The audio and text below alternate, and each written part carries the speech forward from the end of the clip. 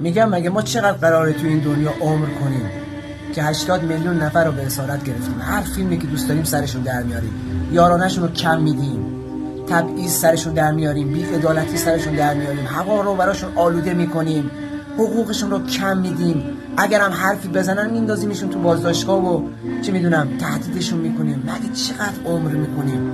از انسان یه آدم خوب یه اسم خوب میمونه، یه اسم بد دیگه خدا وکیلی. مگه غیر از اینه؟ من که مطمئنم و ایمان دارم که اگه شما راه بهشتم بلد بودین به خدا به معانی میگفتین، خودتون میرفتین.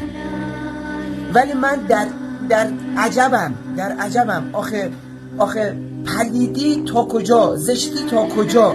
خب ما که میدونیم شما با جهان دستتون توی یک کاسه است. تمام این موشک پرانی‌ها و این تهدیدها و ما میزنیم و اونا میزنن و اینا همش الکی و کس و شعره.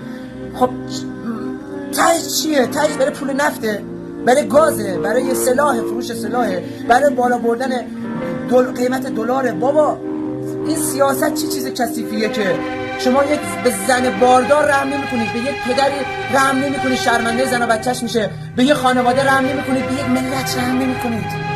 بابا این پلیدی تا کجا؟ دیگه نباید بگیم انسانم آرزوست، حیوانم نباید بگیم آرزوست، نباید بگیم اینو. بدرود.